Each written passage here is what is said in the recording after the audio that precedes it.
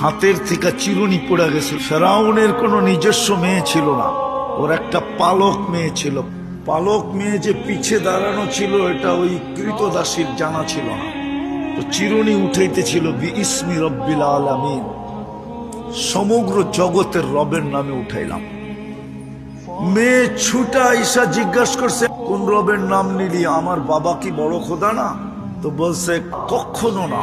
মেয়ে সইতে পারে না, ছুটা চলে গেছে ফেরাউনের কাছে, যে চিৎকার দিয়ে জিজ্ঞাসা করছে, বাবা তুই কি আমাদের বড় খোদা না? অবশ্যই।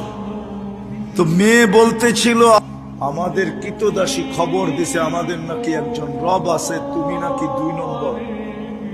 বাস, তেলে বেগুনে জ্বলতে দেরি হয় নাই, ডাকো ওকে। তো যখন ডাকছে জিজ্ঞেস করছে, আমি কি তোদের বড় রব নই? তো আবার জবাব দিছে সামনে দাঁড়ায়, কাল্লা, কখনো না। বলছে তাইলে কোন রবের খবর দিলি? যিনি আমার রব, তোমার রব, রব্বা বিনতাক, তোমার মেয়ের রব, রব্বাল আলামিন, সমগ্র জগতের রব। বলছে আমাকে মানিস না? বলে প্রশ্নই উঠে না। বলছে পরিণতি ভয়াবহ হবে, যা মনে চায় তা করতে পারিস, কিন্তু রব মানতে পারবো না। তো বলছে আনো কড়াই, ঢালো তেল, জ্বালো আগুন। যখন তেল টকবক টকবক করতেছিল, এর কোলে ছিল দুধের শিশু, টান দিয়া তেলের ভিতরে ছেড়া দিছে।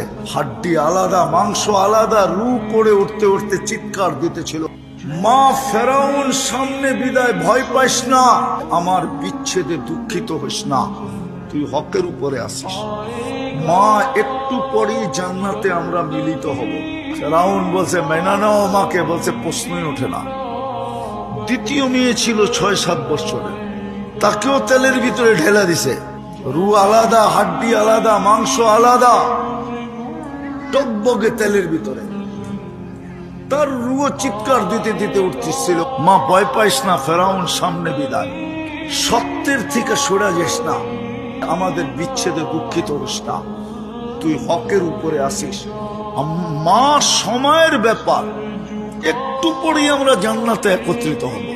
চোখের পানিতে বুক বাসতেছিল, আর উপর দিকে বারবার তাকায়া ঠোঁট নাড়াইতেছিল, আর হাত উপরে উঠতেছিল।